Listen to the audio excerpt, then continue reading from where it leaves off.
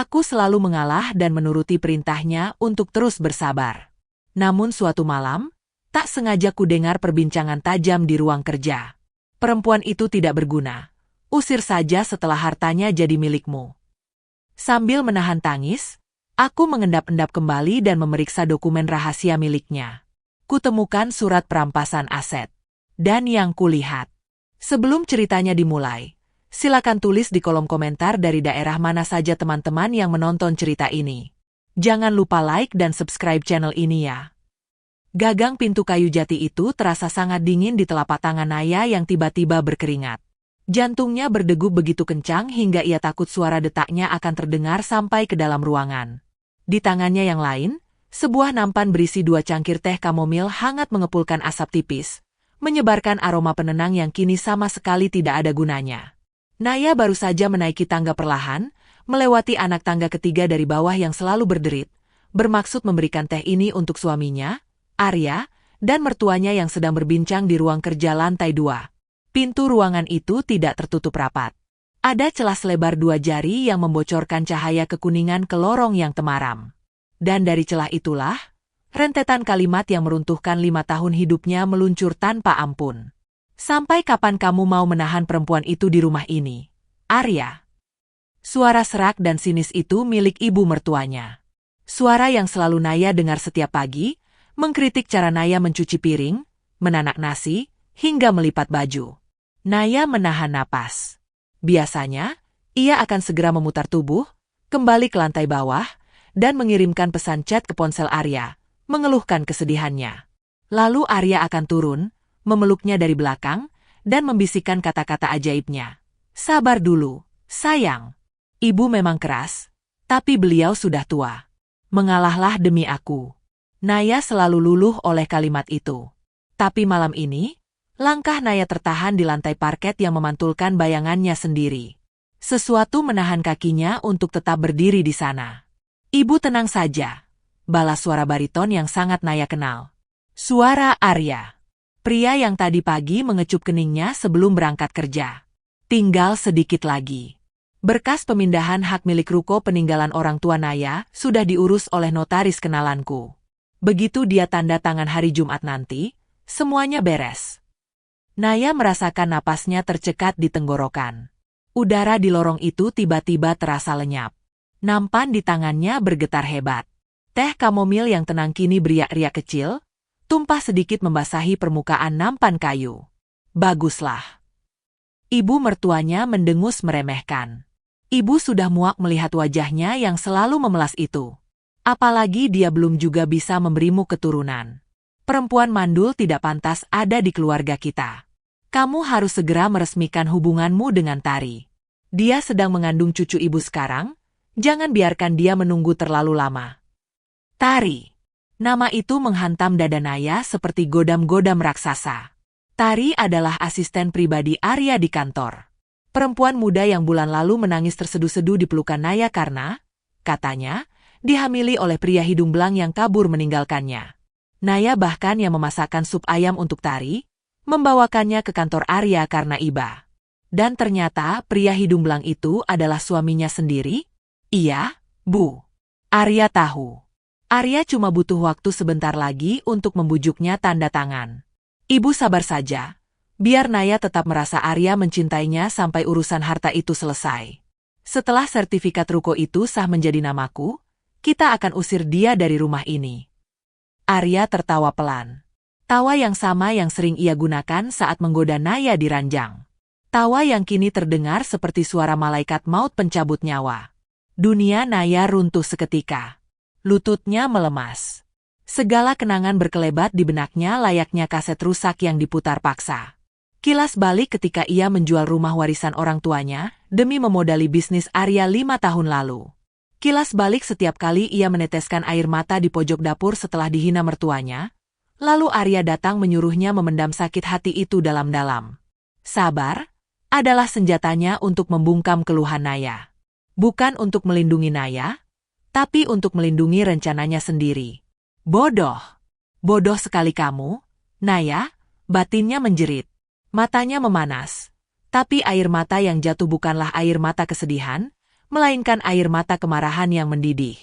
Dengan tangan gemetar yang ia paksa untuk kokoh, Naya berjongkok perlahan.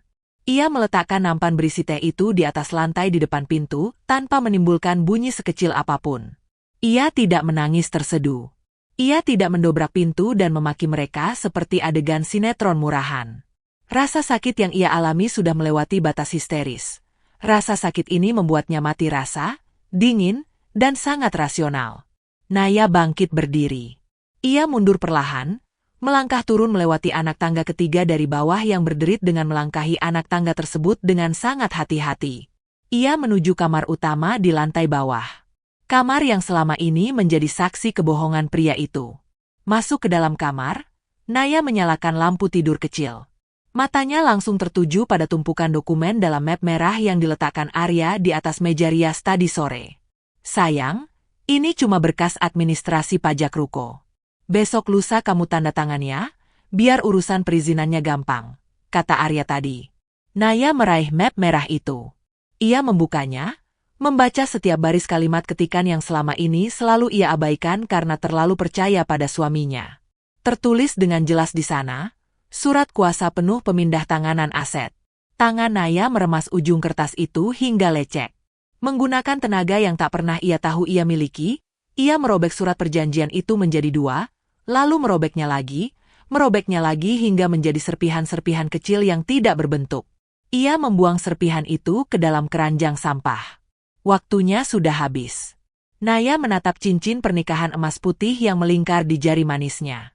Tanpa ragu sedikitpun, ia menarik cincin itu, melepaskannya dengan kasar hingga jarinya sedikit tergores merah. Ia meletakkan cincin itu tepat di tengah kasur mereka yang berselimut kain putih. Sebagai tanda kematian pernikahan mereka.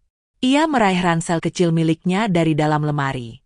Memasukkan dompet, ponsel, kartu identitas, dan beberapa lembar pakaian ganti. Ia tidak membawa satupun barang mewah yang pernah dibelikan Arya. Ia hanya membawa apa yang murni miliknya. Hujan mulai turun di luar, suara rintiknya menabrak kaca jendela kamar, menutupi suara resleting ransel Naya. Malam ini sangat dingin, namun dada Naya terbakar oleh tekad yang menyala terang.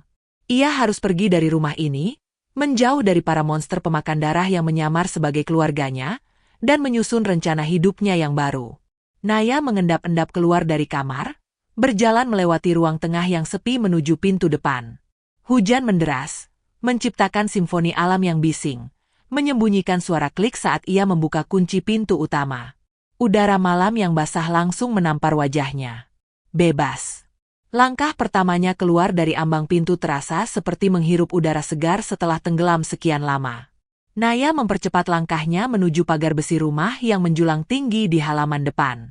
Tinggal membuka gemboknya yang tidak pernah dikunci rapi, lalu ia akan berlari menembus gelapnya malam menuju jalan raya.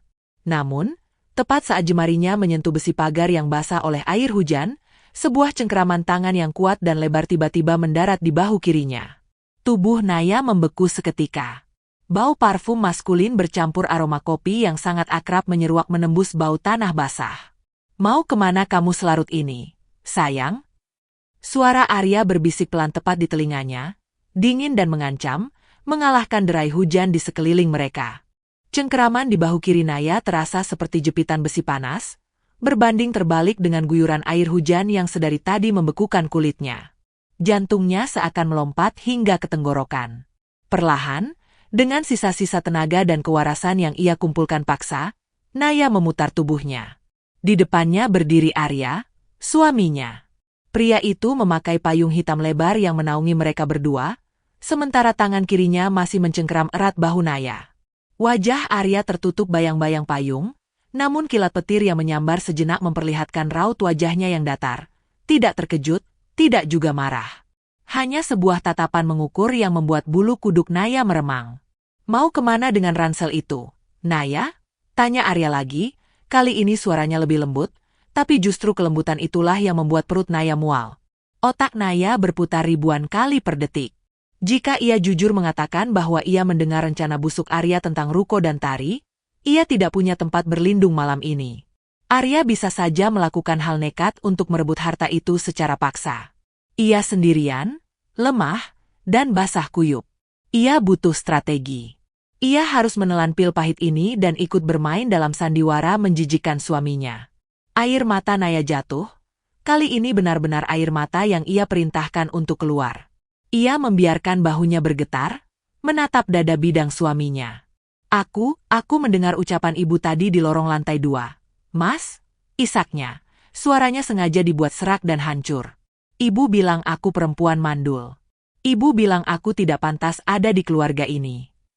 Naya menyembunyikan kebenaran yang lebih besar di balik kebenaran yang lebih kecil.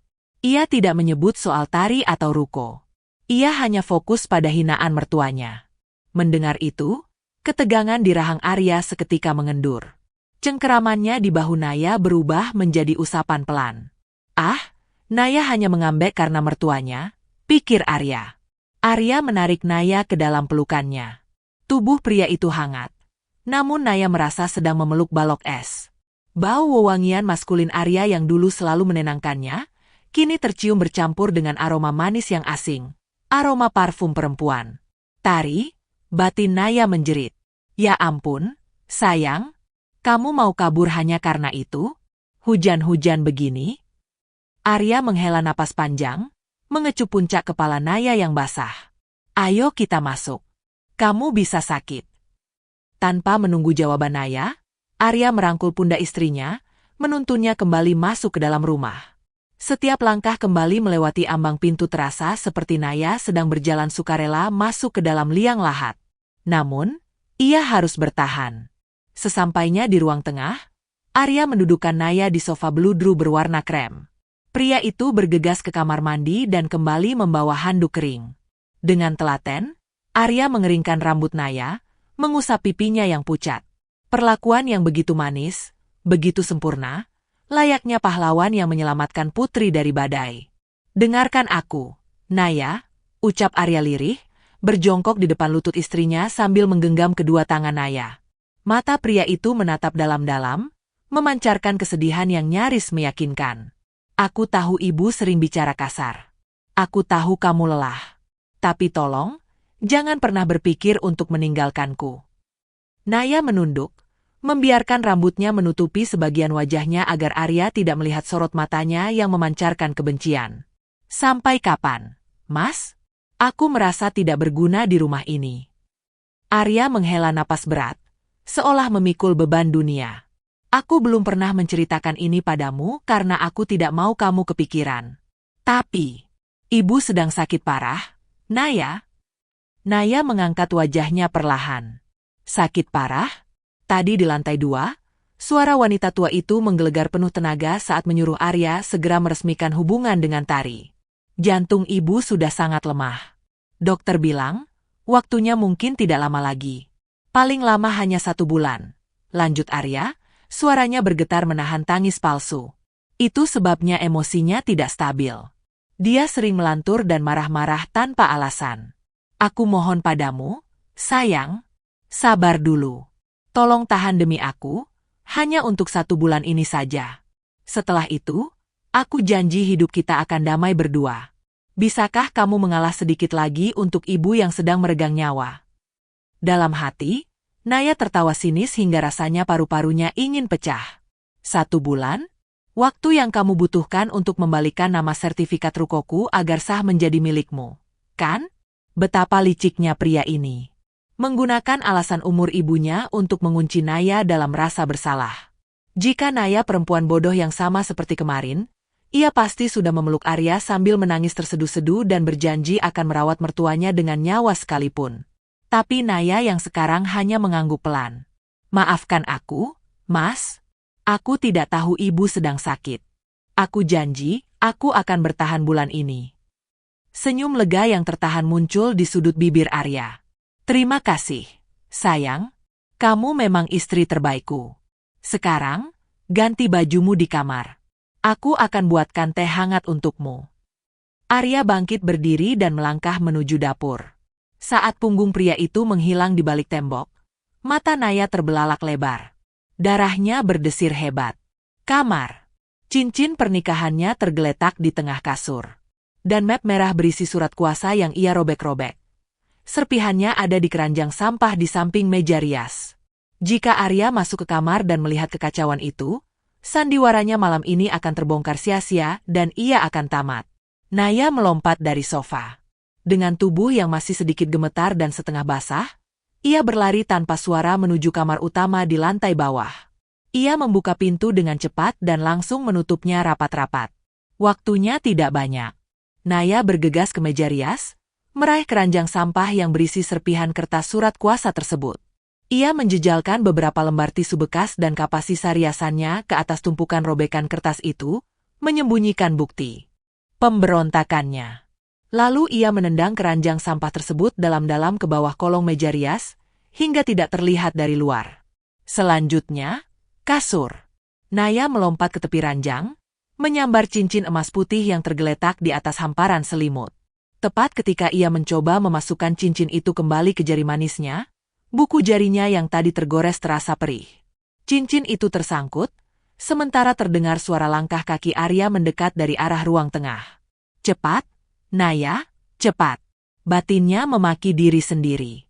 Naya menekan cincin itu sekuat tenaga ke jarinya yang lecet. Rasa ngilu menjalar tajam, darah merembes sedikit menodai logam mulia itu, tapi cincin tersebut akhirnya kembali melingkar di tempat asalnya. Ia segera menarik baju tidurnya dari dalam lemari, dan mulai membuka kancing kemejanya yang basah. Ceklek. Pintu kamar terbuka bertepatan dengan Naya yang baru saja menjatuhkan kemeja basahnya ke lantai, menyisakan dirinya yang berdiri membelakangi pintu. "Tehnya sudah jadi." Ucapan Arya terhenti saat melihat bahu Naya yang terbuka. Pria itu tersenyum kecil, meletakkan cangkir di nakas sebelah ranjang, lalu berjalan menghampiri Naya dan memeluk pinggangnya dari belakang. Naya memejamkan mata rapat-rapat, memaksakan diri menahan rasa jijik yang luar biasa merayap di bawah pori-pori kulitnya. "Dingin sekali badanmu," bisik Arya di telinga Naya. Pria itu mengecup leher Naya sekilas. Lalu pandangan matanya melirik ke arah meja rias yang kosong melompong. Jantung Naya seperti berhenti berdetak saat melihat arah pandangan Arya melalui pantulan cermin di hadapan mereka. "Ngomong-ngomong, sayang." Arya menghentikan usapannya di pinggang Naya. Nada suaranya mendadak turun 1 oktav. Menjadi sangat pelan dan penuh selidik. "Map merah yang aku taruh di atas meja rias tadi sore. Kemana ya? Aku butuh map itu malam ini juga." Naya menelan ludah yang terasa seperti pecahan kaca. Di bawah kolong meja itu, ujung keranjang sampah ternyata sedikit menyembul keluar karena tendangannya tadi terlalu keras, memperlihatkan sedikit tepi kertas putih yang robek dengan kasar. Sebuah bunyi pesan chat tiba-tiba berdering nyaring dari ponsel Arya yang berada di dalam saku celananya, memecah keheningan yang mencekik. Namun mata Arya tidak beralih sedikit pun dari cermin, terus menatap lurus menembus pantulan bola mata Naya yang membesar dalam ketakutan. Naya memutar tubuhnya dengan sangat cepat, mengalungkan kedua lengannya ke leher Arya, sengaja menggunakan tubuhnya sendiri untuk menghalangi pandangan pria itu dari pantulan cermin.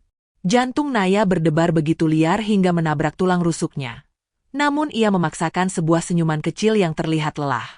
Map merah itu. Naya mengatur napasnya, menjaga agar suaranya terdengar senatural mungkin. "Tadi sore aku tidak sengaja menyenggol gelas air minum saat merapikan meja. Mapnya basah kuyup dan tintanya luntur semua, sudah tidak bisa dibaca. Jadi aku membuangnya ke tempat sampah besar di depan rumah. Maaf ya, Mas. Besok kita cetak lagi saja berkasnya." Arya menyipitkan mata. Keraguan-raguan melintas di wajahnya yang tampan. Pria itu menatap tepat ke dalam manik mata Naya, seolah mencari celah kebohongan di sana. Tangan Arya bahkan sudah terangkat, berniat menggeser tubuh Naya untuk memeriksa keranjang sampah di bawah meja rias. Namun, bunyi chat yang kembali berdering beruntun dari ponselnya menyelamatkan nyawa Naya. Konsentrasi Arya pecah. Pria itu mengumpat pelan, merogoh saku celananya dengan kasar. Saat matanya membaca deretan pesan di layar terang itu, rahangnya seketika mengeras. "Sial," desis Arya. Ia melepaskan tangannya dari pinggang Naya sepenuhnya. Sorot matanya berubah panik. "Ada masalah besar di gudang pengiriman, sayang." Klien mengamuk. "Aku harus ke sana sekarang juga." Naya tahu itu bukan klien. Itu Tari. Perempuan simpanan suaminya itu pasti sedang merengek meminta perhatian di tengah malam buta. Namun Naya hanya mengangguk patuh, menundukkan pandangannya. Hati-hati di jalan, Mas. Begitu pintu depan tertutup dan suara mesin mobil Arya menderu menjauh menembus hujan, lutut Naya langsung kehilangan tenaga. Ia merosot jatuh ke lantai kamar yang dingin, meremas dadanya yang sesak. Malam itu, Naya tidak tidur sedetik pun. Ia mengemas ulang ranselnya, menyembunyikannya di balik tumpukan selimut tebal di lemari paling atas. Besok adalah hari Kamis. Ia hanya punya waktu 1 hari sebelum dipaksa menandatangani surat penyerahan hak milik ruko peninggalan orang tuanya pada hari Jumat. Pagi harinya, sebuah rasa mual yang luar biasa hebat tiba-tiba menghantam perut Naya. Ia berlari ke kamar mandi, memuntahkan cairan pahit ke dalam wastafel. Tubuhnya berkeringat dingin. Naya menatap wajah pucatnya di cermin kamar mandi, lalu menghitung tanggal di kepalanya. Terlambat 3 minggu. Dengan tangan gemetar, ia membuka laci kabinet obat dan mengeluarkan sebuah alat tes kehamilan yang sudah ia simpan berbulan-bulan lalu. 5 menit kemudian, 2 garis merah menyala tercetak jelas di alat kecil tersebut. Naya hamil. Setelah 5 tahun menerima makian dan hinaan sebagai perempuan mandul, Tuhan menitipkan sebuah nyawa di rahimnya tepat di saat pernikahannya berubah menjadi neraka. Naya tersenyum getir, air matanya menetes jatuh membasahi alat tes itu. Ia mengusap perutnya yang masih datar. Ibu akan melindungimu. Kita tidak akan membiarkan mereka menyentuh kita, bisiknya dalam hati. Kamu muntah-muntah? Suara serak nan dingin itu membuat Naya tersentak. Ia buru-buru menyembunyikan alat tes kehamilan itu ke dalam saku celananya dan berbalik. Ibu mertuanya sudah berdiri di ambang pintu kamar mandi, menatap perut Naya dengan tatapan setajam belati. Hanya masuk angin, Bu, jawab Naya cepat, mencoba berjalan melewati wanita tua itu. Namun tangan keriput mertuanya mencengkeram lengan Naya. Mata wanita itu menyipit, meneliti wajah Naya dengan penuh kecurigaan. Jangan bilang kamu hamil. 5 tahun kamu tidak berguna, jangan berani-berani kamu merusak rencana anakku sekarang. Kalimat itu meluncur begitu saja dari mulut mertuanya, sebuah pengakuan tidak langsung yang mengonfirmasi semua kebusukan mereka. Ibu mertuanya melepaskan cengkeramannya dengan kasar, lalu berbalik menuju dapur sambil mendengus sinis. Menjelang siang, Naya sedang duduk di ruang tengah, menyusun rencana pelarian di kepalanya saat ibu mertuanya datang membawa semangkuk sup ayam yang mengepulkan asap. Bau kaldu menyengat hidung, namun ada aroma aneh yang menyertainya, seperti bau obat bubuk yang dihaluskan.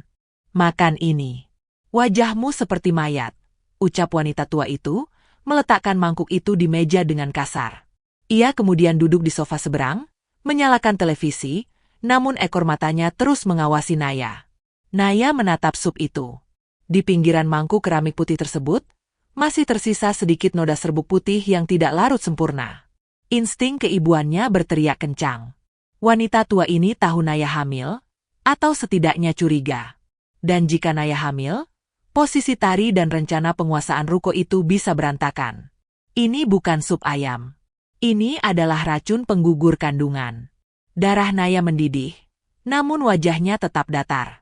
Ia mengambil sendok, mengaduk sup itu perlahan. Terima kasih, Bu. Sayangnya kuahnya masih terlalu panas. Aku mau mengambil segelas air putih dulu di dapur. Naya berdiri membawa mangkuk itu. Membelakangi mertuanya, ia berjalan cepat ke arah wastafel dapur.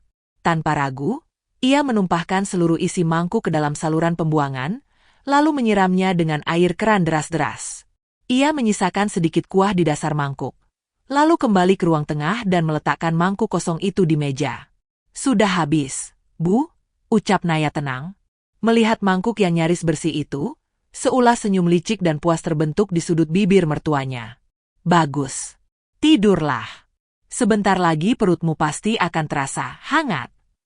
Wanita tua itu bangkit berdiri. Ibu mau pergi arisan dulu. Kunci pintu depan.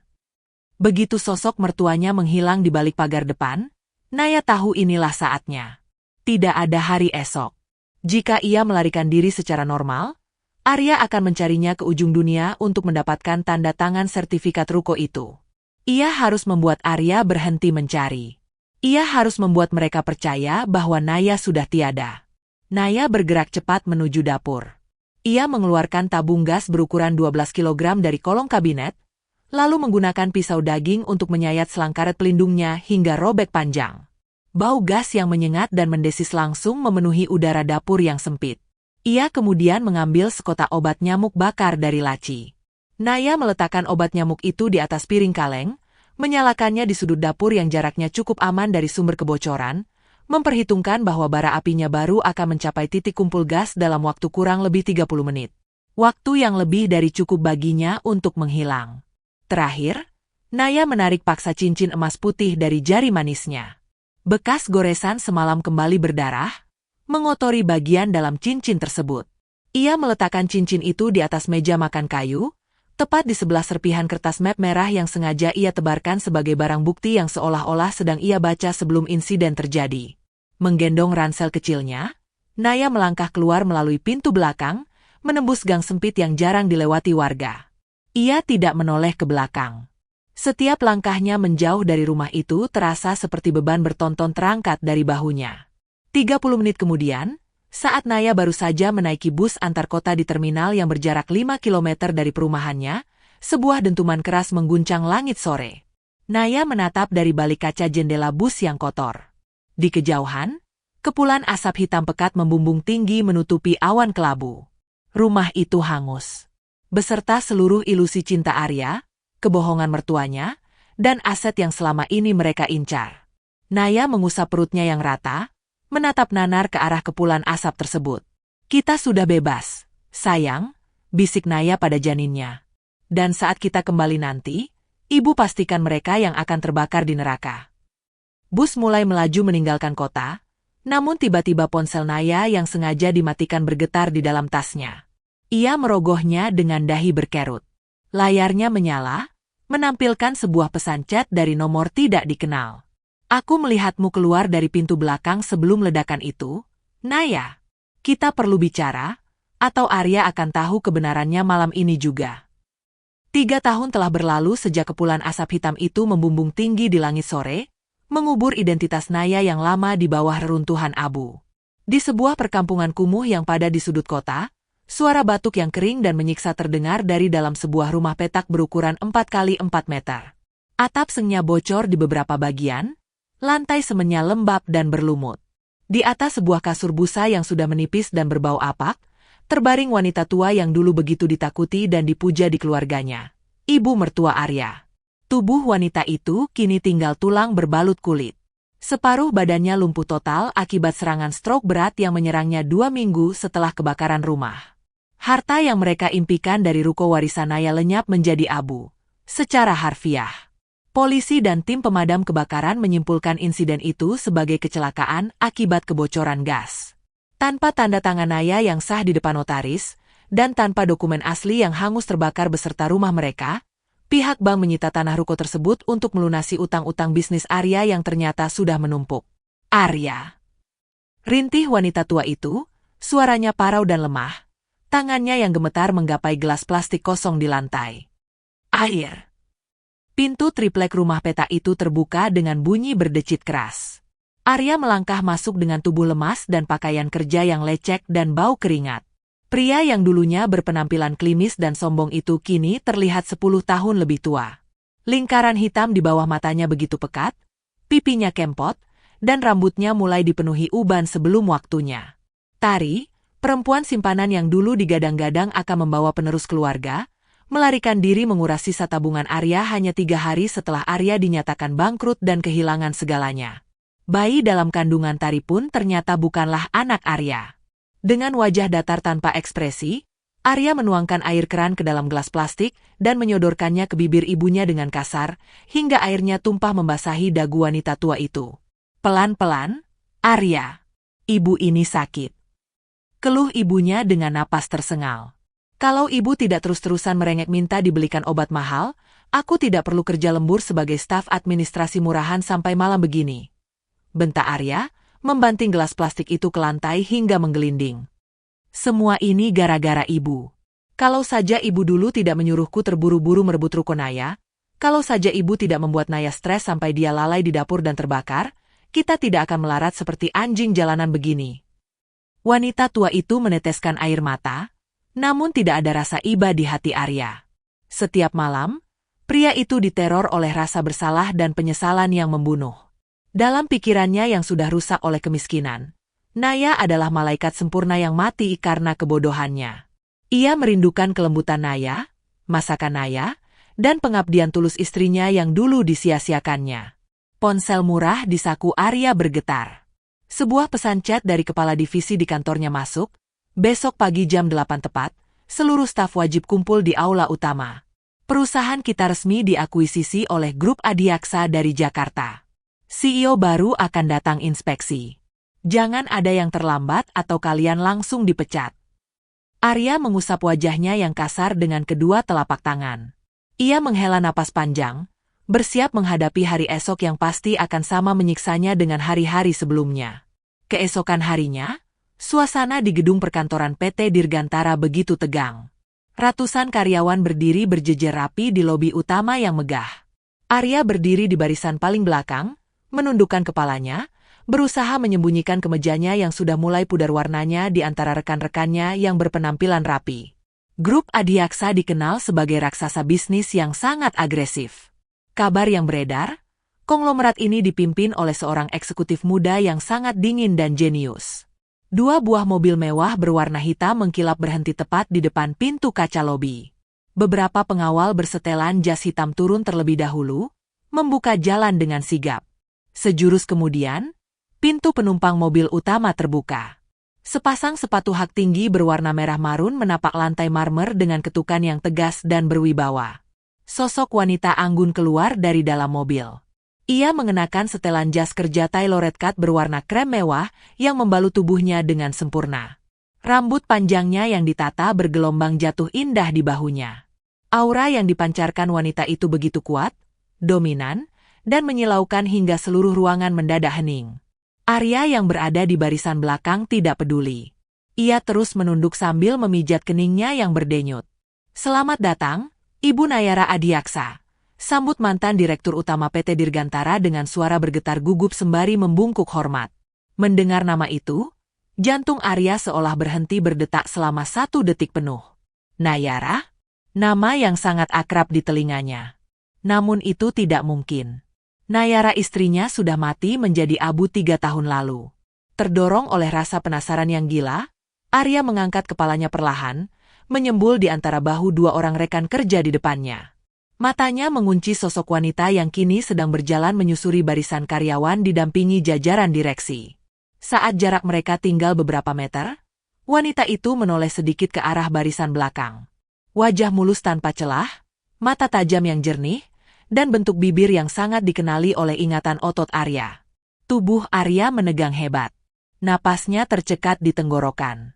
Kakinya gemetar begitu keras hingga lututnya nyaris lemas. Itu bukan sekadar kemiripan yang kebetulan. Itu adalah Naya, istrinya. Perempuan yang selama 3 tahun ini ia tangisi di dalam mimpi buruknya. Tanpa sadar, Arya melangkah keluar dari barisan. Mengabaikan tatapan heran dari rekan-rekannya, pria itu melangkah maju seolah terhipnotis. "Nah, Naya?" panggil Arya, suaranya serak dan gemetar pecah di tengah keheningan lobi. Seluruh mata di ruangan itu langsung tertuju pada Arya. Para pengawal bertubuh tegap seketika siaga, menempatkan tubuh mereka untuk memblokir langkah pria lusuh itu.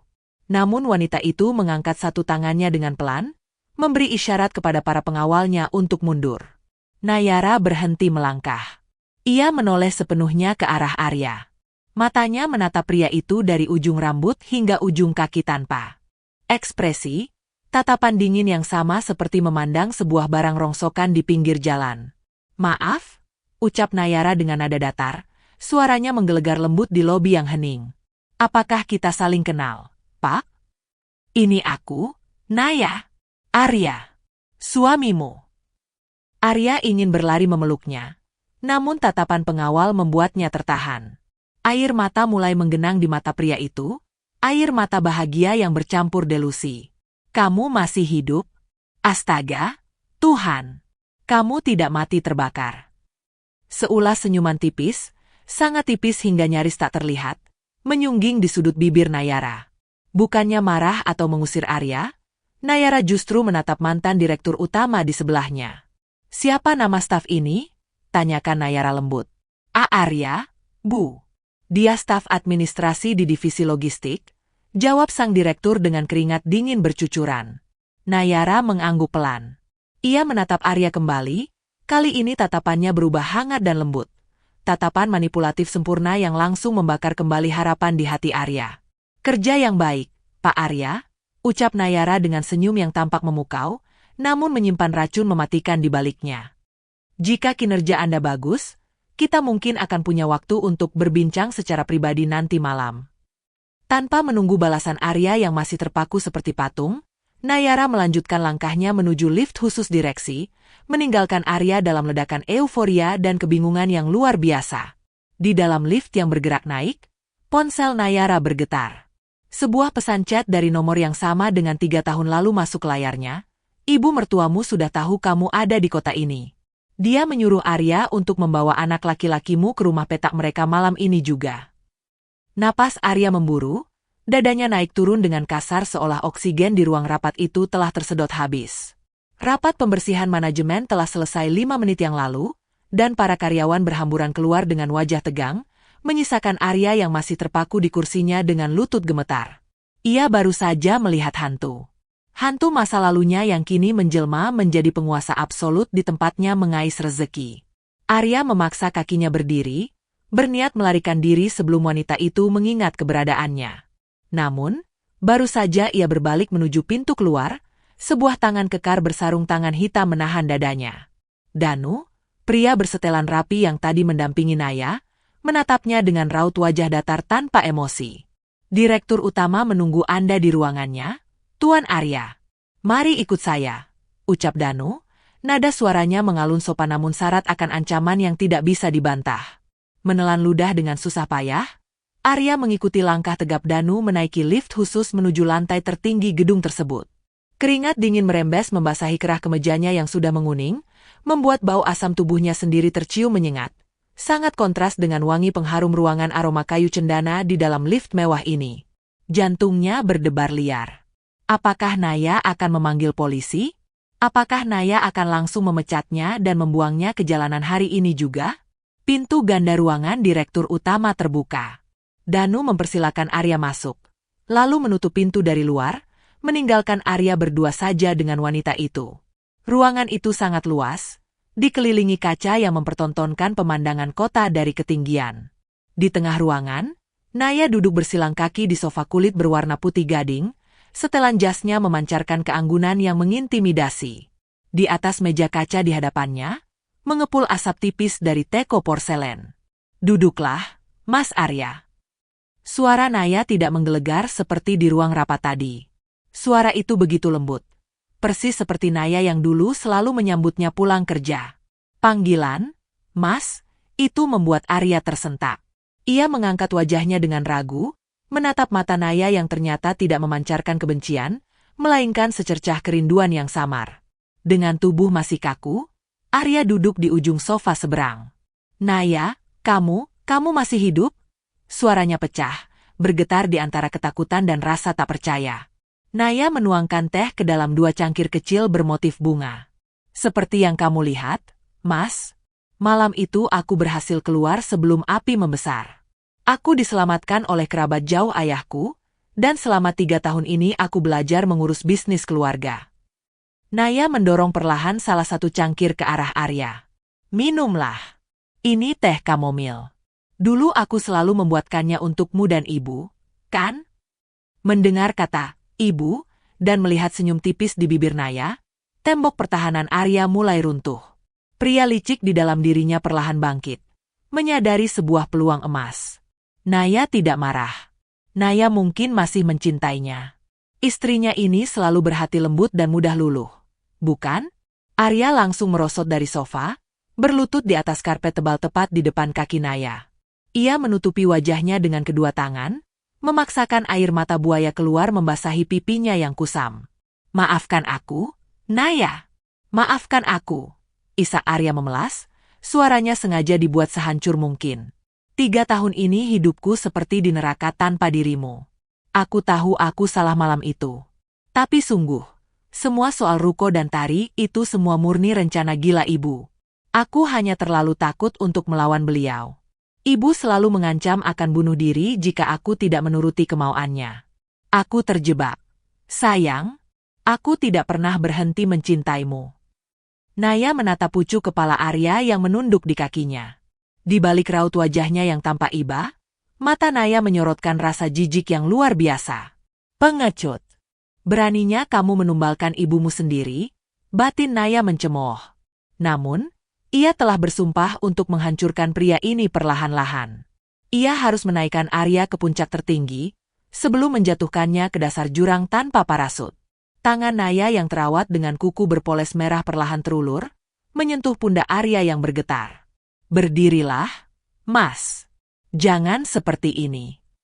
Arya mendongak, matanya yang basah menatap Naya dengan penuh harap. Aku punya banyak waktu untuk berpikir selama 3 tahun ini, ucap Naya lembut, mengusap debu imajiner di lengan kemeja Arya. Aku sadar, hidup ini terlalu singkat untuk terus memendam dendam. Mungkin memang ibu yang memaksamu. Kamu terlihat sangat menderita sekarang. Sangat, Naya. Arya menggenggam tangan Naya, mencium punggung tangan wanita itu dengan rakus. Pikirannya sudah melayang jauh. Perusahaan raksasa ini, uang yang berlimpah, kehidupan mewah, semuanya akan kembali menjadi miliknya. Ibu sekarang lumpuh karena stroke. Aku merawatnya sendirian di rumah susun yang bocor. Aku sudah menerima hukumanku. Naya, tolong, beri aku kesempatan kedua. Naya menarik tangannya perlahan sambil tersenyum manis. Kita lihat saja nanti, Mas. Aku tidak bisa menjanjikan apa-apa sekarang. Tapi, kebetulan malam ini aku belum ada rencana. Maukah kamu menemaniku makan malam? Ada restoran daging panggang yang baru buka di pusat kota. Dulu kita sering berhayal bisa makan di tempat mewah seperti itu, kan? Mata Arya berbinar terang. Tentu saja, Naya. Tentu saja aku mau. Malam itu, Arya merasa terlahir kembali. Duduk di ruang privat restoran bintang 5, denting garpu dan pisau perak yang memotong daging sapi premium terasa seperti alunan musik surgawi. Ia menyesap anggur merah mahal yang harganya lebih dari gajinya setahun. Naya duduk di hadapannya, tersenyum mendengarkan bualan Arya tentang betapa ia telah berubah dan betapa ia menyesali segalanya. Arya merasa di atas angin. Ia yakin, dalam beberapa hari, Naya akan kembali ke pelukannya. Ia bahkan sudah merencanakan akan memindahkan ibunya ke panti jompo pinggiran kota, agar wanita tua cacat itu tidak mengganggu kehidupan mewahnya kelak bersama Naya. 2 jam kemudian, makan malam itu usai. Naya memerintahkan sopir pribadinya untuk mengantar Arya kembali ke rumah susunnya. Saat Arya melangkah keluar dari mobil mewah itu dan menapaki jalanan becek menuju petak kumuhnya, langkahnya terasa seringan kapas. Ia tersenyum angkuh pada tetangga yang biasanya merendahkannya. Arya menendang pintu besinya hingga terbuka. Bau pesing kembali menyengat hidungnya. Namun kali ini ia tidak peduli. Ia berjalan menghampiri ranjang tipis tempat ibunya terbaring. Wanita tua itu menatapnya dengan sisa mata kanannya yang masih berfungsi, mulutnya berkedut mencoba bicara. Ibu, panggil Arya dengan nada congkak, merapikan kerah kemejanya.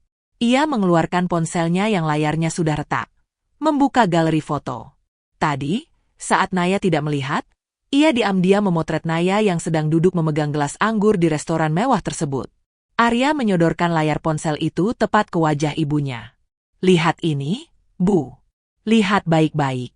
Kita akan segera pindah dari tempat sampah ini. Istriku tersayang, yang ibu benci mati-matian itu, ternyata belum mati. Dia hidup, Bu, dan dia sekarang sangat kaya raya. Perusahaannya jauh lebih besar dari apapun yang pernah kita bayangkan, dan dia masih mencintaiku. Mata tua yang keriput itu bergerak menatap layar ponsel. Sesaat, ruangan itu hening. Lalu, sesuatu yang mengerikan terjadi. Mata Ibu Arya terbelalak sangat lebar, seolah bola matanya akan melompat keluar dari rongganya. Wajahnya yang pucat pasi berubah merah padam karena panik. Tenggorokannya mengeluarkan suara geraman parau yang putus asa, seakan ia sedang tercekik. Tangan kirinya yang masih bisa bergerak memukul-mukul kasur dengan histeris, menunjuk-nunjuk ke arah ponsel, lalu ke arah pintu, mencoba memperingatkan putranya akan bahaya yang datang. Wanita tua itu tidak melihat cinta di foto tersebut. Dengan insting liciknya, ia melihat malaikat maut. Ada apa dengan ibu? Senang karena kita akan kaya. Arya tertawa sinis, menarik kembali ponselnya tanpa peduli pada kepanikan ibunya. Tenang saja. Besok aku akan membujuk Naya lagi.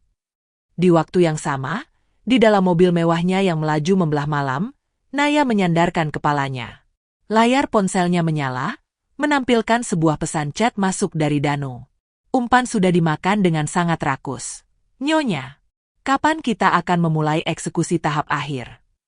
Bibir Naya melengkung ke atas, membentuk senyuman paling dingin yang pernah ada. Jemarinya dengan cepat mengetikkan balasan. Besok pagi. Kirimkan hadiah, kejutan itu ke rumah susunnya subuh-subuh. Biarkan wanita tua itu datang sendiri merangkak ke sarang harimau. Amplop coklat tebal itu mendarat dengan suara berdebum pelan di lantai semen yang dingin, tepat di bawah celah pintu besi rumah susun pada pukul 5 subuh. Udara pagi yang masih diselimuti kabut tipis membawa hawa lembab ke dalam ruangan sempit tersebut. Di atas kasur tipisnya, Arya masih mendengkur keras, terbuai dalam mimpi indah tentang kursi empuk direktur dan gelimang harta yang ia yakini akan segera kembali ke tangannya. Namun, mata tua ibunya sudah terbuka lebar. Sepanjang malam wanita itu tidak bisa memejamkan mata. Insting purbanya berteriak bahwa senyum Naya di dalam foto semalam bukanlah senyum cinta, melainkan seringai iblis yang datang menagih nyawa. Dengan susah payah, ibunya menyeret tubuh separuh lumpuhnya mendekati pintu. Tangan kirinya yang masih berfungsi meraih amplop coklat tersebut dengan gemetar. Ia merobek ujungnya dengan gigi, lalu mengeluarkan isinya. Sebuah dokumen resmi dengan stempel merah menyala. Meski matanya sudah rabun, huruf-huruf kapital di kertas itu tercetak sangat besar, seolah sengaja dirancang agar ia bisa membacanya dengan jelas. Bukti pencairan dana asuransi ganda dan penjualan ruko atas nama Naya dicairkan 1 hari sebelum insiden kebakaran.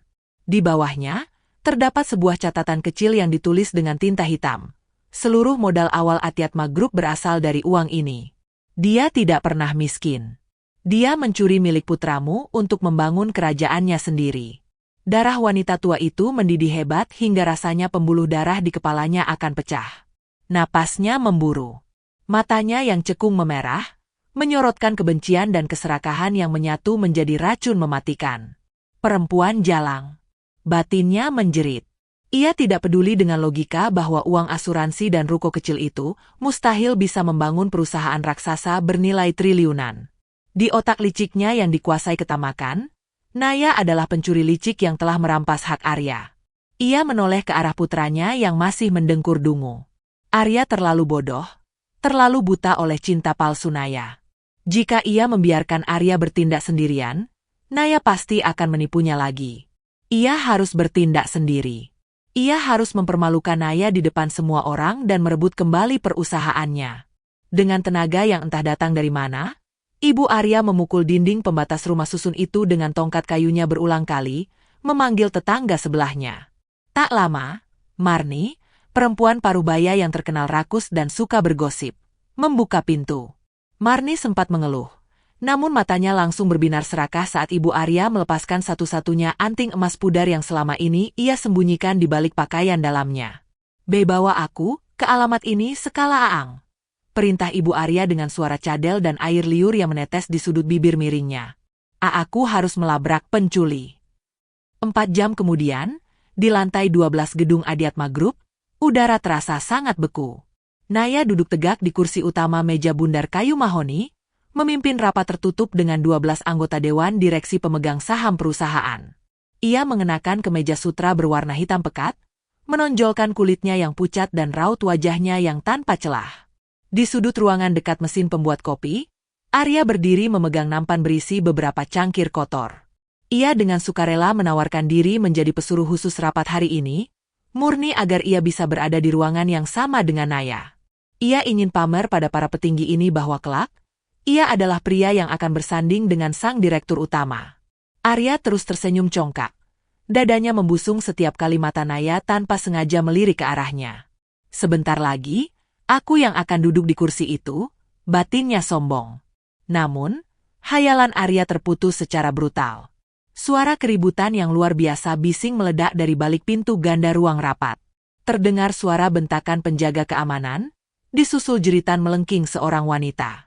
Para dewan direksi menghentikan presentasi mereka, saling pandang dengan dahi berkerut. Naya hanya menaikkan sebelah alisnya dengan anggun, sementara sudut bibirnya berkedut samar. Brak! Pintu mahoni itu ditendang terbuka dengan kasar. Danu berdiri di ambang pintu, berpura-pura menahan dua orang yang menerobos masuk. Namun anehnya, tubuh kekar Danu seolah sengaja memberi jalan. Sebuah kursi roda berkarat yang rodanya berdecit ngilu didorong masuk ke tengah ruang rapat yang mewah.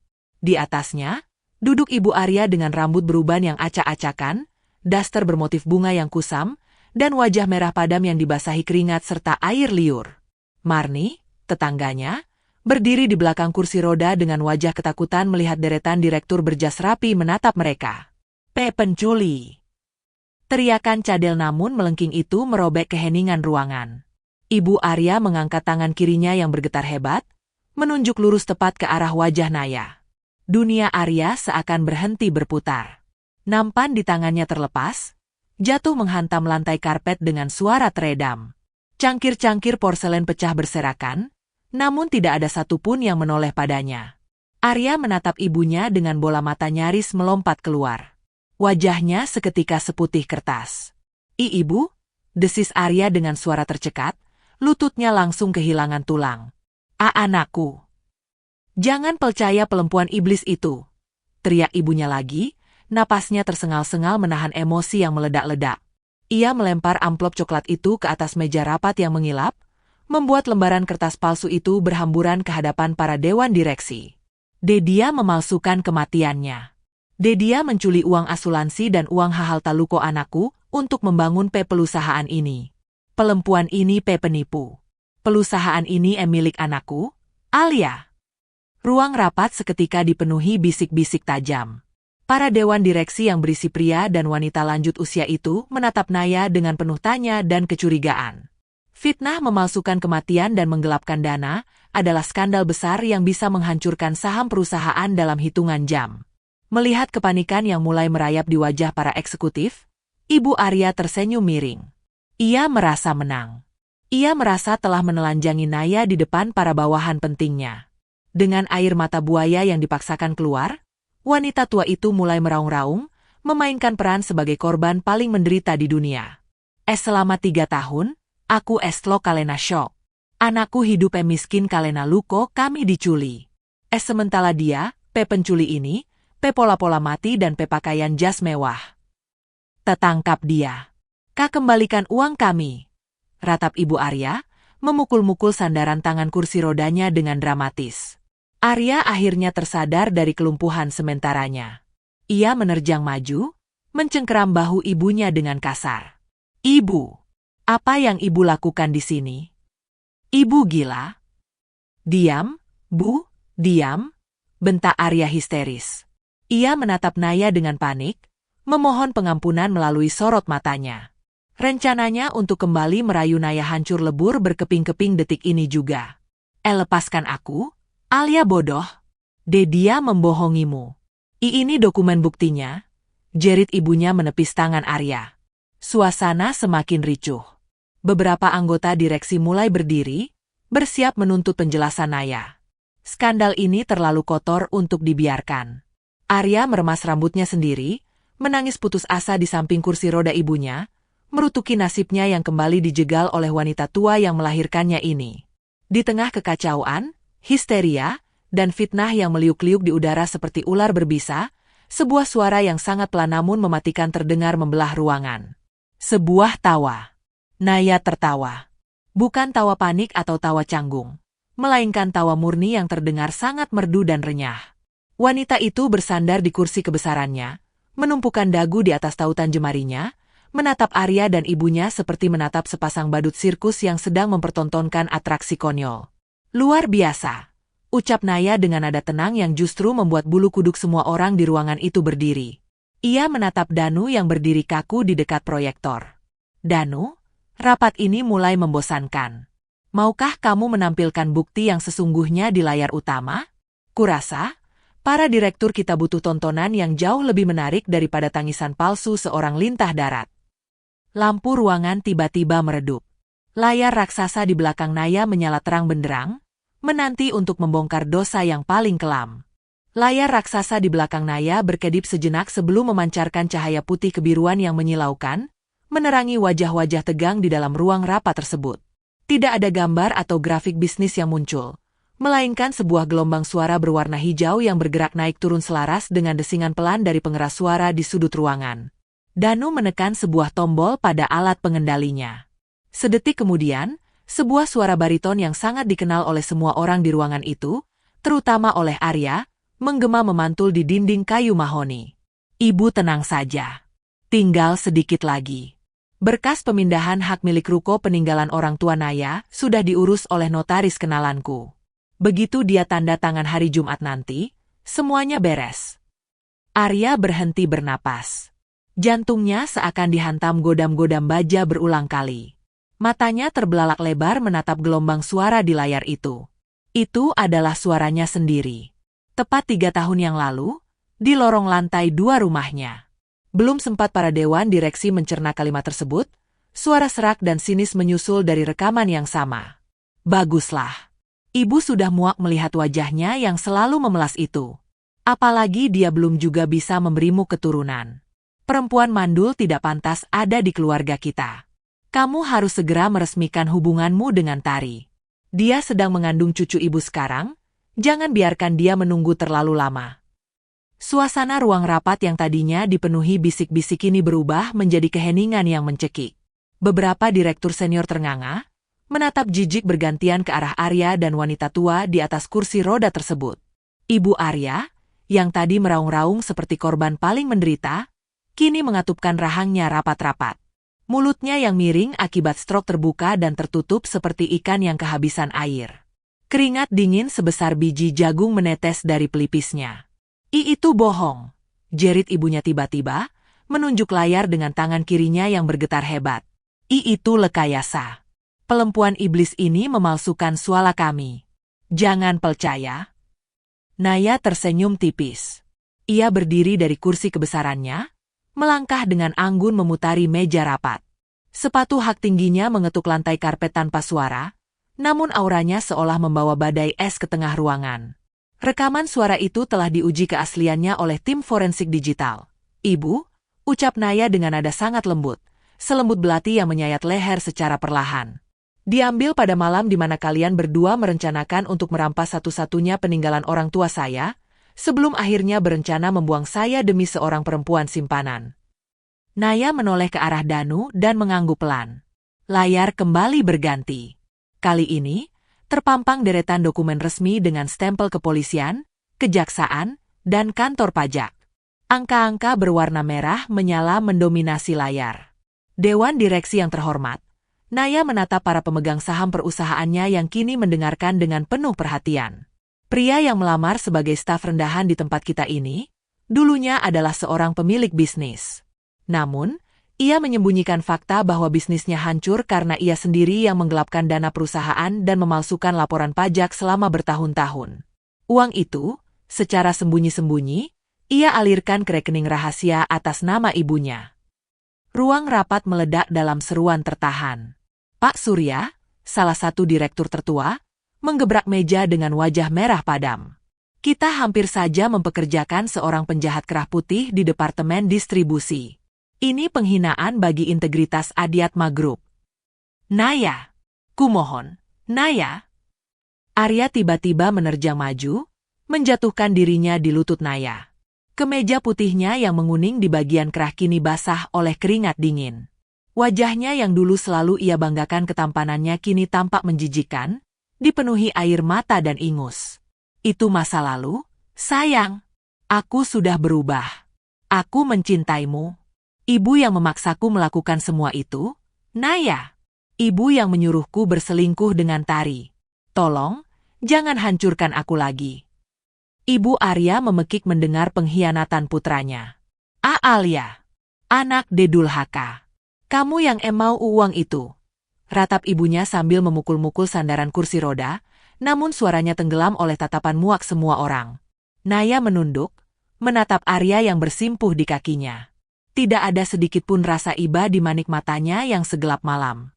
Ia menarik ujung gaunnya, menjauh dari jangkauan tangan kotor Arya. Mencintaiku? Naya tertawa kecil. Suara tawanya memantul dingin di dinding kaca ruangan. Kamu bahkan tidak sadar saat ibu mertuaku yang terhormat ini menaruh bubuk obat penggugur kandungan ke dalam mangkuk supku, tepat di pagi sebelum rumah itu meledak.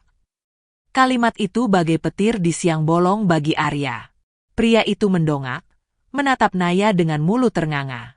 Penggugur kandungan? Kamu hamil, Naya?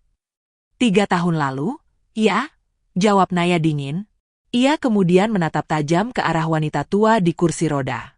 Dan amplop coklat yang dengan bodohnya ibu bawa kemari hari ini? Itu bukan dokumen asli pencairan asuransi.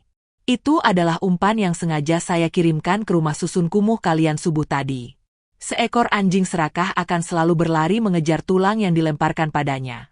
Bukan. Mata Ibu Arya membelalak hingga urat-urat merah di bola matanya terlihat jelas. Ia baru sadar bahwa ia telah dengan sukarela masuk ke dalam perangkap mematikan yang disiapkan Naya, menyerahkan lehernya sendiri untuk dipenggal di depan publik. Naya tidak mencuri apapun. Naya hanya menunggu waktu yang tepat untuk membongkar kebusukan mereka. Sebagai informasi tambahan, ruko itu telah disita oleh negara karena hutang-hutangmu sendiri, Mas Arya. Naya melanjutkan, suaranya kini kembali datar dan tegas, menandakan bahwa pertunjukan telah usai. Perusahaan ini murni dibangun dari dana perwalian mendiang ayahku. Sesuatu yang tidak akan pernah bisa disentuh oleh tangan-tangan kotor kalian, sampai kapanpun. Naya membalikkan tubuhnya, berjalan kembali ke kursi utamanya tanpa menoleh lagi. Danu, pecat pria ini secara tidak hormat. Serahkan semua bukti penggelapan pajaknya kepada pihak kejaksaan hari ini juga.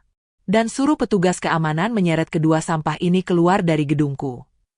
Baik, Nyonya, jawab Danu sigap. Hanya dalam hitungan detik, 4 orang petugas keamanan bertubuh besar masuk ke ruangan. 2 orang menyeret lengan Arya secara paksa, mengabaikan lolongan dan tangisan pria itu yang meronta-ronta mengemis ampun pada Naya. 2 orang lainnya mendorong kursi roda ibunya yang terus mengutuk dengan bahasa cadel yang tak lagi bisa dipahami siapapun. Marni, tetangga mereka, sudah melarikan diri lebih dulu karena ketakutan. Mereka diseret menyusuri lorong yang panjang, dimasukkan ke dalam lift barang, dan dilemparkan begitu saja ke pelataran ruang tunggu bawah gedung. Di luar, langit sore telah berubah menjadi hitam pekat. Hujan badai turun dengan sangat deras, mencambuk jalanan aspal tanpa ampun. Persis seperti malam di mana Naya melarikan diri 3 tahun lalu. Tubuh Arya terjerembab ke kubangan air berlumpur di pelataran gedung. Kemejanya kotor, lututnya lecet berdarah. Di sampingnya, ibunya duduk di atas kursi roda berkarat yang rodanya tersangkut di lubang pembuangan air, basah kuyup tersiram guyuran hujan, menggigil kedinginan dengan wajah pucat pasi layaknya mayat hidup. Arya bangkit perlahan dengan sisa tenaga yang ia miliki. Pria itu menyeka air hujan dari wajahnya, lalu memutar tubuh menatap wanita tua yang melahirkannya itu. Tatapan Arya kini sepenuhnya kosong. Namun di dasar kekosongan itu, kebencian yang sangat pekat mulai menyala terang. Jika bukan karena keserakahan ibunya, ia tidak akan kehilangan Naya. Jika bukan karena ibunya yang datang membawa amplop bodoh itu, ia masih punya kesempatan untuk membujuk Naya. Ibunya telah menghancurkan segalanya. Segalanya. Di tengah deru badai yang memekakan telinga, ponsel di saku celana Arya bergetar hebat. Pria itu merogohnya dengan tangan gemetar. Layar yang retak itu menyala redup, menampilkan sebuah pesan chat dari nomor Danu. Bukan ancaman penjara. Bukan pula makian. Pesan chat itu hanya berisi 1 baris kalimat pendek dan sebuah alamat tautan lokasi. Nyonya Naya akan pulang ke kediaman pribadinya malam ini. Jika kamu ingin berlutut, lakukan di depan pagar rumahnya yang sebenarnya. Petir menyambar membelah langit malam, memancarkan kilatan cahaya putih sesaat yang menelanjangi 2 sosok menyedihkan di atas trotoar kota yang tergenang banjir. Roda kursi berkarat itu berdecit nyaring dan memilukan setiap kali dipaksa berputar melewati genangan air berlumpur. Otot-otot lengan Arya terasa kaku dan perih. Telapak tangannya lecet akibat terus mencengkeram pegangan kursi roda itu selama hampir 2 jam berjalan kaki menembus amukan badai. Di atas kursi roda tersebut, ibunya merintih tak karuan. Daster bermotif bunga yang kusam itu kini menempel basah pada kulit keriputnya yang sedingin es. Bibir wanita tua itu membiru, Giginya bergemeretak menahan hawa dingin yang menusuk hingga ke sumsum tulang. Arya menghentikan langkahnya secara mendadak di bawah sebuah lampu jalan yang berkedip-kedip redup. Air hujan terus mengguyur wajahnya yang sudah kehilangan segala bentuk kehormatan. Ia menatap layar ponselnya yang retak, membaca ulang pesan chat berisi alamat rumah Naya yang dikirimkan oleh Danu. Alamat itu berada di kawasan perumahan paling elit di kota ini, kawasan yang hanya bisa diimpikan oleh Arya seumur hidupnya. Sebuah luapan amarah yang pekat tiba-tiba mendidih di dada Arya. Ia memutar tubuhnya, berjalan ke depan kursi roda, dan menatap wanita tua yang melahirkannya itu dengan sorot mata yang penuh kebencian membara. Ibu de dingin, Alia. Rintih ibunya dengan suara cadel, air liur bercampur air hujan menetes dari sudut mulutnya yang miring. Tangan kirinya yang gemetar berusaha menggapai ujung kemeja Arya. Dengan kasar, Arya menepis tangan keriput itu hingga ibunya tersentak ke belakang. Dingin, desis Arya. Suaranya bergetar menahan murka yang sudah mencapai ubun-ubun. Ibu merasa dingin? Bagaimana dengan hidupku yang hancur berkeping-keping hari ini? Semua ini gara-gara ibu. Kalau saja ibu tidak serakah ingin merampas ruko sialan itu 3 tahun lalu, Naya tidak akan pergi. Kalau saja ibu tidak datang membawa amplop bodoh itu tadi pagi ke ruang rapat, aku sudah berhasil merayu Naya kembali. Ibu menghancurkan kesempatanku untuk menjadi kaya raya. Mata tua ibunya membelalak. Wanita itu menggeleng pelan, tidak percaya mendengar kalimat yang keluar dari mulut putra yang selama ini selalu ia bela dan ia manjakan. Anak durhaka. Aku melakukan ini demi kamu. Bohong, teriak Arya sekencang-kencangnya, mengalahkan deru angin malam. Ibu melakukan semua itu murni karena ibu membenci Naya dan ingin menguasai hartanya untuk ibu sendiri. Ibu menjadikanku tameng. Ibu menyuruhku berselingkuh. Ibu yang menaruh racun di makanan Naya. Dan sekarang, karena kebodohan ibu yang masuk ke dalam perangkap Naya, polisi akan segera memburu kita karena kasus penggelapan pajak itu. Arya mencengkeram kedua sisi sandaran tangan kursi roda ibunya, mencondongkan wajahnya yang basah dan garang tepat di depan wajah ibunya yang ketakutan. Mulai detik ini, aku bukan anak ibu lagi. Aku menolak hancur bersama wanita tua yang tidak berguna. Tanpa belas kasihan sedikitpun, Arya memutar kursi roda itu dengan kasar dan mendorongnya ke bawah atap halte bus beton yang sempit dan gelap di pinggir jalan raya yang sepi. Ia menekan tuas pengunci roda hingga berbunyi klik tajam, memastikan kursi itu tidak akan bisa bergerak kemana-mana. Alia, mau ke mana kamu? Jangan tertinggalkan ibu sendiri. Ratap ibunya histeris, mencoba menggerakkan tubuh separuh lumpuhnya untuk meraih Arya, namun ia hanya bisa merosot tak berdaya di sandaran kursi. Aku akan pergi ke rumah istriku. Aku akan berlutut di bawah kakinya sampai ia mau menerimaku lagi. Ucap Arya dingin, membalikkan badan dan melangkah pergi. Dan ibu membusuklah di sini sendirian. Jangan pernah mencari aku lagi. Arya berjalan menjauh, menulikan telinganya dari jeritan cadel dan tangisan putus asa ibunya yang menggema di belakangnya. Ia terus melangkah menembus badai, menyeret kakinya yang sudah lecet dan berdarah, dipenuhi oleh ambisi buta dan keputusasaan yang menjijikkan. 1 jam kemudian, Arya tiba di ujung bukit kawasan perumahan elit. Alamat yang tertera di pesan chat itu membawanya tepat di depan sebuah gerbang besi tempa raksasa setinggi 3 meter yang dihiasi ukiran emas. Di balik tembok batu alam yang menjulang kokoh, berdiri sebuah rumah besar bergaya pilar-pilar klasik Eropa yang megah. Cahaya lampu taman yang hangat menerangi halaman rumput yang dipotong sempurna. Ini bukan sekadar rumah, ini adalah istana. Istana yang seharusnya menjadi miliknya jika saja ia tidak mengkhianati Naya. Lutut Arya kehilangan tenaga. Ia menjatuhkan dirinya di atas jalanan aspal yang tergenang air tepat di depan gerbang raksasa tersebut. Kubangan lumpur memercik mengotori wajah dan kemejanya. Ia merangkak maju, mencengkeram jeruji besi yang dingin dengan kedua tangannya, dan menempelkan dahinya di sana. Naya! Teriak Arya, suaranya serak dan pecah, merobek keheningan malam yang hanya diisi oleh suara hujan. Naya, aku tahu kamu ada di dalam. Keluar, sayang. Ini aku, suamimu. Tidak ada jawaban. Arya meremas besi gerbang itu semakin erat. Ia memukul-mukulkan dahinya ke jeruji besi, tidak peduli pada rasa sakit dan darah yang mulai mengalir bercampur air hujan di pelipisnya. Maafkan aku. Hukum aku sesukamu, Naya. Pukul aku, jadikan aku pelayanmu, suruh aku mengepel lantai rumahmu, aku rela. Asalkan kamu mau memaafkanku. Asalkan kamu mengizinkanku kembali padamu. Arya mengemis, menangis meraung-raung seperti binatang yang terluka. Ia benar-benar telah membuang seluruh sisa harga dirinya. Waktu terasa berhenti. 10 menit berlalu, hanya suara hujan yang membalas ratapannya. Ketika harapan Arya nyaris padam dan suaranya habis menjadi bisikan parau, terdengar suara derap langkah kaki dari balik gerbang. Sebuah payung hitam berukuran besar bergerak mendekat. Pintu kecil di samping gerbang utama terbuka dengan suara klik yang tajam. Danu berdiri di sana, mengenakan jas hujan hitam, memegang payung itu untuk menaungi sosok wanita yang berjalan di sampingnya. Itu Naya. Wanita itu mengenakan gaun tidur sutra tebal berwarna merah marun, dilapisi mantel wol panjang yang terlihat sangat mewah dan hangat. Rambut panjangnya dibiarkan tergerai menawan. Ia berdiri di ambang pintu gerbang, menatap ke bawah, langsung pada sosok Arya yang bersimpuh dalam kubangan lumpur seperti seekor anjing jalanan yang kelaparan. Naya? Arya mendongak, matanya berbinar penuh harap melihat kedatangan istrinya. Ia menyeret lututnya maju. Sayang, kamu mendengarkanku. Aku tahu kamu masih peduli padaku. Naya tidak berekspresi. Tatapannya sedingin bongkahan es di kutub utara. Kau mengotori aspal di depan rumahku, Mas Arya. Aku sudah membuangnya. Naya?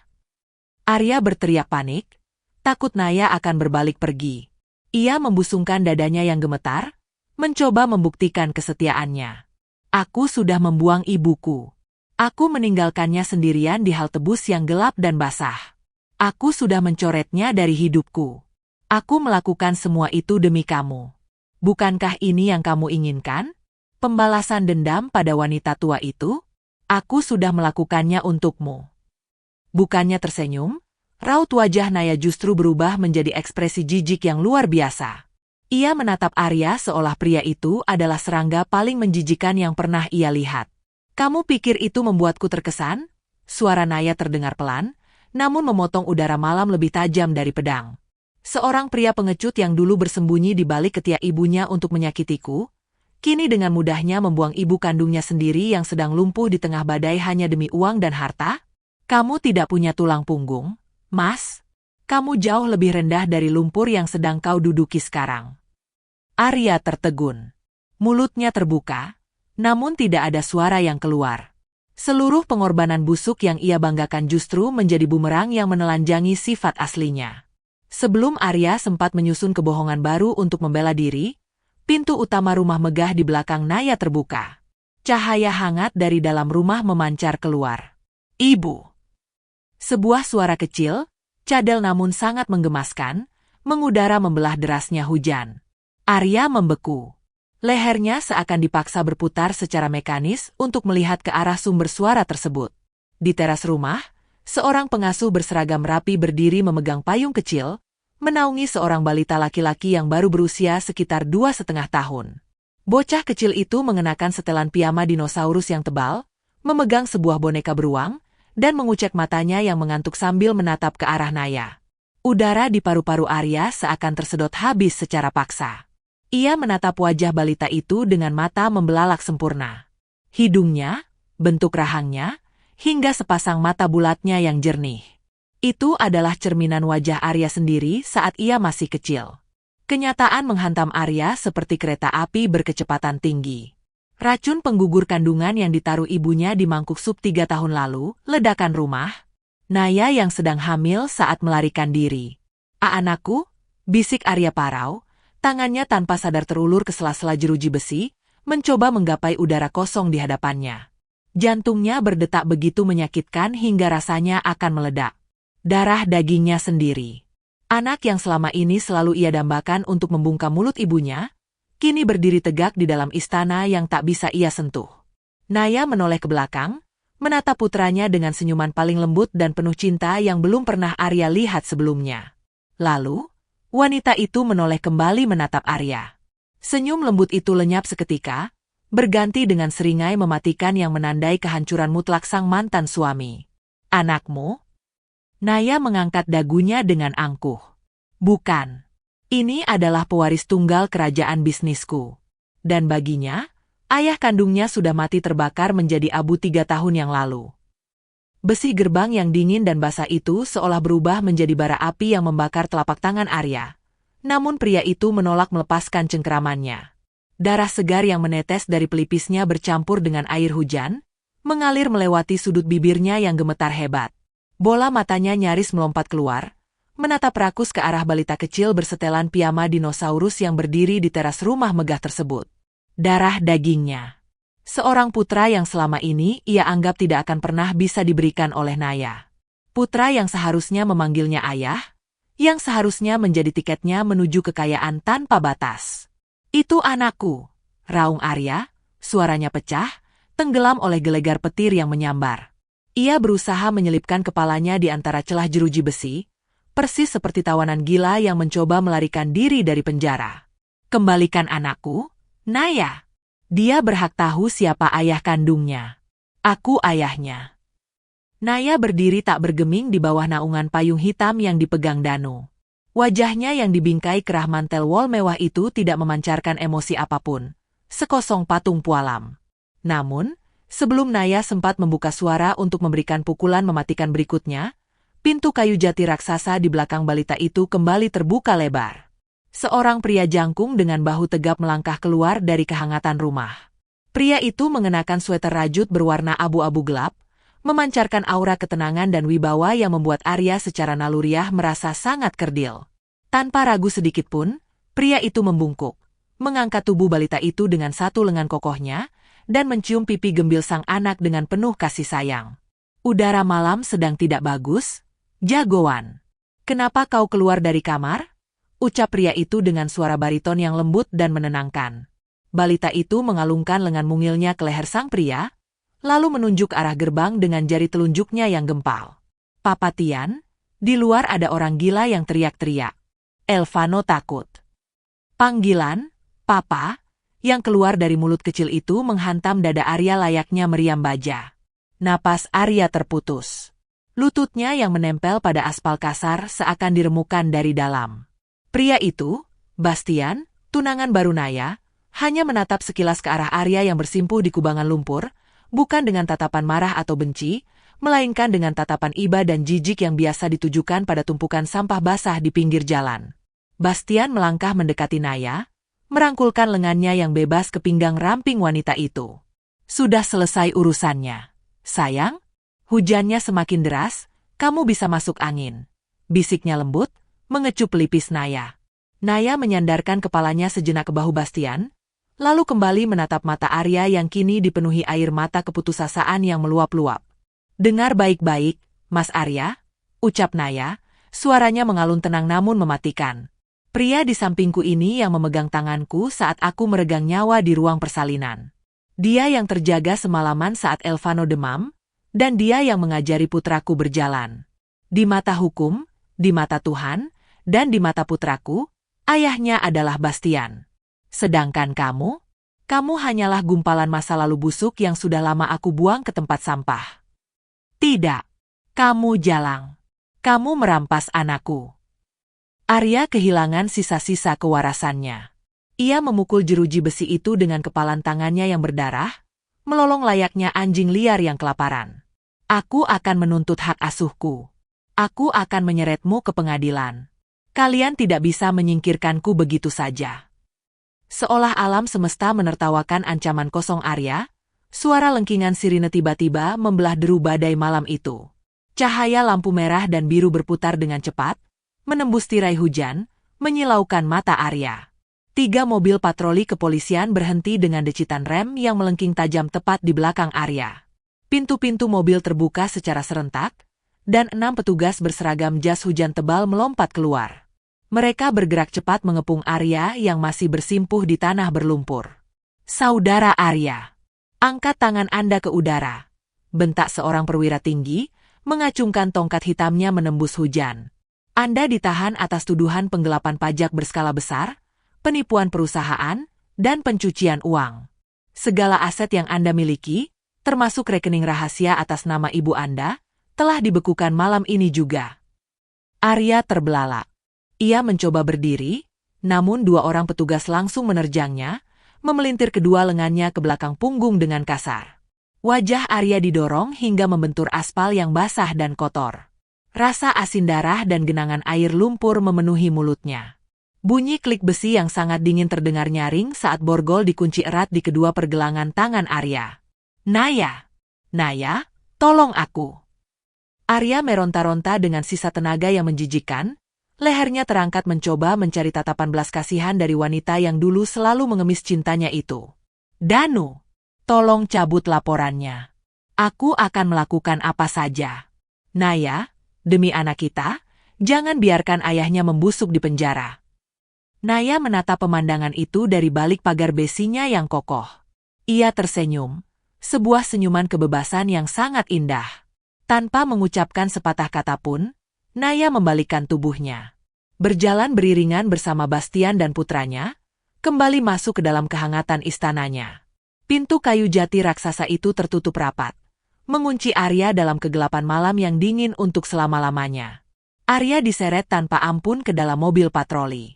Pintu besi mobil ditutup dengan bantingan keras, memenjarakan pria itu dalam ruang sempit yang bau dan pengap. Mobil itu melaju pergi, meninggalkan pelataran rumah mewah itu kembali sepi. Di belahan kota yang lain, nasib yang jauh lebih mengerikan sedang mencengkeram wanita yang telah melahirkan Arya. Di bawah atap beton hal tebus yang gelap dan bocor, ibu Arya merintih lemah. Tubuh keriputnya berguncang hebat karena hipotermia. Udara malam yang beku telah menusuk hingga ke sumsum tulangnya. Kursi roda berkarat itu sama sekali tidak melindunginya dari tampias hujan. Seekor anjing liar kurus mendekat, mengendus daster basahnya yang berbau pesing, lalu menggonggong marah seolah mengusirnya dari wilayah tersebut. Wanita tua itu menangis tanpa air mata. Matanya yang rabun menatap jalanan yang kosong melompong. Putranya benar-benar telah membuangnya. Keserakahannya untuk merampas harta menantunya kini berujung pada kehancuran absolut yang tidak pernah ia bayangkan. Sebuah truk patroli dinas sosial yang berpatroli mencari gelandangan akhirnya menepi. Dua orang petugas turun dengan wajah malas, menyorotkan senter ke arah wajah Ibu Arya yang pucat pasi dan mulutnya yang mencong. Tolong, akui Ibu Direktur, bawa aku ke rumah sakit yang mewah. Lirih Ibu Arya dengan suara cadel dan air liur yang menetes, mencoba meraih seragam petugas itu. Petugas itu mendengus jijik, menepis tangan keriput tersebut. Gelandangan gila, identitas saja tidak punya, berhayal jadi keluarga orang kaya. Angkat saja dia, buang ke panti Ureda Sinar Senja. Tempat itu baru saja diambil alih kepemilikannya oleh yayasan swasta. Mereka menampung lansia telantar sepertinya. Ibu Arya diangkat secara kasar, dilemparkan ke bagian belakang truk yang berbau apak dan kotoran manusia bersama beberapa gelandangan lainnya. Malam itu, ia berakhir di sebuah bangsal tua panti jompo yang lembab, dibaringkan di atas ranjang besi berkarat dengan kasur tipis tanpa selimut. Ia tidak bisa bergerak, tidak bisa bicara dengan jelas, dan sama sekali tidak memiliki siapapun di dunia ini. Keesokan paginya, matahari bersinar cerah menembus jendela kaca raksasa di ruang makan kediaman Naya. Wanita itu sedang mengoleskan selai stroberi ke roti panggang putranya saat sebuah bunyi chat berdering dari ponselnya yang tergeletak di atas meja. Danu, yang berdiri di sudut ruangan, membungkuk sedikit. Laporan pagi, Nyonya Naya. Arya telah dipindahkan ke sel tahanan khusus dengan tingkat keamanan tinggi. Tidak ada pengacara yang mau membelanya. Dia akan membusuk di sana setidaknya selama 15 tahun. Naya mengangguk pelan, meraih ponselnya. Ia membuka pesan chat dari nomor yang tidak ia simpan. Pesan itu berisi sebuah foto dari kepala panti Ureda Sinar Senja, panti jompo kumuh yang diam-diam telah Naya beli sejak bulan lalu. Di foto itu, terlihat ibu mertuanya diikat di ranjang besi, disuapi paksa semangkuk sup yang tampak keruh oleh seorang perawat bertampang bengis. Tepat di bawah foto itu, sebuah kalimat menyertai. Tugas dilaksanakan, Nyonya. Menu sup spesial dengan campuran obat pencuci perut dan jamu pahit akan diberikan setiap pagi tanpa sisa, sesuai pesanan Anda. Naya tersenyum manis, mematikan layar ponselnya, dan menatap taman belakang rumahnya yang bermandikan cahaya mentari pagi. Semuanya telah selesai. Pembalasannya telah tunai. Namun, Satu notifikasi chat tambahan tiba-tiba kembali berbunyi, menampilkan sederet kalimat mengejutkan yang membuat senyum Naya seketika membeku. Senyum di bibir Naya membeku sejenak saat matanya menangkap sebaris nama yang tertera di layar ponselnya. Nama yang sudah 3 tahun ini tidak pernah ia lihat. Namun dulu sempat menjadi mimpi buruk yang merobek kewarasannya. Tari. Jari Naya yang bertahtakan cincin berlian melayang di atas layar. Ragu selama sepersekian detik sebelum akhirnya ia membuka pesan chat yang panjang dan berantakan tersebut. Mbak Naya, ini Tari. Aku berlutut memohon ampun padamu. Mbak, tolong aku. Setelah Mas Arya jatuh miskin 3 tahun lalu, dia ternyata diam-diam meminjam uang ke Lintah Darat menggunakan identitas asliku untuk berfoya-foya. Sekarang aku dikejar-kejar penagih utang. Aku terpaksa menjadi pencuci piring di warung tenda pinggir jalan. Badanku sakit semua. Bayiku dari laki-laki lain juga sakit-sakitan. Aku lihat berita hari ini kalau Mbak Naya adalah pemilik Adiatma Group. Aku mohon, Mbak, pekerjakan aku jadi tukang sapu di kantormu tidak apa-apa. Asalkan aku bisa melunasi utang-utang Mas Arya. Tolong aku, Mbak. Udara di ruang makan pagi itu terasa sangat hening. Danu yang masih berdiri di sudut ruangan, memperhatikan perubahan raut wajah atasannya dengan waspada. Ada masalah, Nyonya? Haruskah saya melacak nomor tersebut? Naya terdiam. Matanya menelusuri setiap kata keputusasaan yang diketik oleh perempuan yang dulu dengan angkuhnya merebut suaminya dan menumpang hidup di atas penderitaan Naya. Dulu, jika Naya membaca pesan seperti ini, hatinya yang lemah pasti akan tergerak. Ia pasti akan menangis karena iba, lalu memberikan bantuan tanpa pikir panjang. Itulah Naya yang dulu. Naya yang rapuh, bodoh, dan terlalu mudah dimanfaatkan. Tapi Naya yang sekarang adalah baja yang ditempa dalam api pengkhianatan. Sebuah tawa kecil dan renyah meluncur dari bibir Naya. Ia menyandarkan punggungnya ke kursi makan yang empuk, meletakkan ponselnya kembali ke atas meja kaca. Tidak ada amarah yang mendidih di dadanya, tidak ada pula rasa dendam yang tersisa. Yang ada hanyalah sebuah kehampaan dan rasa kasihan yang sangat dangkal. Layaknya menatap serangga yang terjebak di jaring laba-laba karena kebodohannya sendiri. Tidak perlu, Danu, jawab Naya tenang. Jemarinya bergerak cepat di atas layar, menekan tombol pilihan, dan mengetuk layar tepat di tulisan. Blokir nomor ini selamanya. Itu hanya pesan nyasar dari hantu masa lalu. Lanjut Naya sambil tersenyum simpul. Biarkan saja hantu bergentayangan di alamnya sendiri. Kita yang masih hidup, punya masa depan yang harus diurus. Danu mengangguk hormat, seulas senyum lega terukir di wajah pria kaku tersebut. Baik, Nyonya, kalau begitu, saya izin pamit ke kantor lebih dulu. Nilai saham Adiatma Group melonjak drastis pagi ini setelah berita pembersihan manajemen kemarin menyebar ke publik. Para investor sangat menyukai ketegasan Anda. Terima kasih, Danu. Berikan bonus tambahan bulan ini untuk semua tim keamanan yang bertugas semalam. Titah Naya sebelum Danu menunduk hormat dan melangkah keluar dari kediaman mewah tersebut.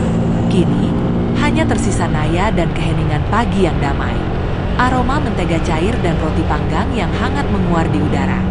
Sinar matahari pagi menembus jendela kaca setinggi langit-langit, menyepuh lantai marmer dengan warna keemasan. Sepasang lengan yang kokoh dan hangat tiba-tiba melingkar di bahu Naya dari arah belakang. Aroma parfum kayu pinus dan kopi segar langsung menyelimuti indera penciumannya. Bastian mendaratkan kecupan lembut di puncak kepala Naya, lalu menyandarkan dagunya di bahu wanita itu. Melamunkan apa, Tuan Putri? Roti panggangnya hampir dingin. Goda Bastian dengan suara baritonnya yang selalu berhasil membuat jantung Naya berdebar dengan cara yang paling membahagiakan. Naya memiringkan kepalanya, menyandarkannya pada pipi Bastian. Aku hanya sedang berpikir, betapa jauhnya jalan yang sudah aku lewati, Bas. 3 tahun lalu, aku berlari di tengah hujan dengan perut membesar, tidak punya siapa-siapa, dan merasa hidupku sudah berakhir. Bastian memutar tubuh Naya dengan lembut, mengangkat wajah wanita itu agar menatap lurus ke dalam sepasang matanya yang teduh. Pria itu mengusap pipi Naya dengan ibu jarinya, menghapus sisa-sisa bayangan kesedihan yang nyaris tidak terlihat. Hidupmu tidak berakhir saat itu, sayang, bisik Bastian, suaranya syarat akan cinta yang murni dan tulus. Malam itu adalah malam di mana kamu memutus rantai yang membelenggumu. Kamu menyelamatkan dirimu sendiri, dan kamu menyelamatkan jagoan kecil kita. Seolah dipanggil oleh semesta, terdengar suara langkah kaki kecil yang berlari riang dari arah taman belakang. Elvano, balita berusia 2,5 tahun itu, berlari masuk dengan pakaian kodok berbahan denim dan topi jerami kecil yang agak kebesaran. Tangan mungilnya menggenggam setangkai bunga mawar putih yang baru dipetiknya dari kebun. "Ibu, ibu," panggil Elvano dengan suara cadelnya yang riang.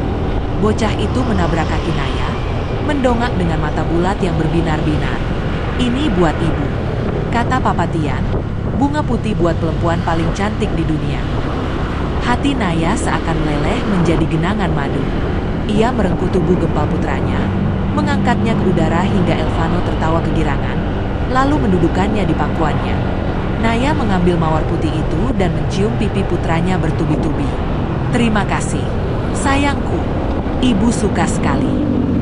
Naya menatap Bastian yang berdiri di depannya dengan senyum mengembang. Pemandangan ini, pria yang mencintainya tanpa syarat dan anak laki-laki yang tumbuh sehat dalam pelukan kasih sayang, adalah kekayaan yang sesungguhnya. Kekayaan yang tidak akan pernah bisa dirampas oleh siapapun. Ngomong-ngomong soal bunga, Bastian merogoh saku celana bahannya dan mengeluarkan sebuah kotak beludru kecil berwarna biru tua. Pria itu berlutut dengan satu kaki di hadapan Naya dan Elvano. Naya terkesiap. Tangannya menutupi mulutnya yang terbuka karena terkejut. "Bas, bukankah kita sudah bertunangan bulan lalu?" Bastian tersenyum lebar, membuka kotak itu. Di dalamnya tidak ada cincin berlian yang mencolok, melainkan sebuah cincin emas murni dengan ukiran bunga kamomil kecil di sekelilingnya. "Ini bukan cincin tunangan, Naya," ucap Bastian lembut. "3 tahun lalu, kamu meninggalkan cincin pernikahanmu yang penuh air mata di atas meja makan rumah yang terbakar itu. Kamu membakar masa lalumu.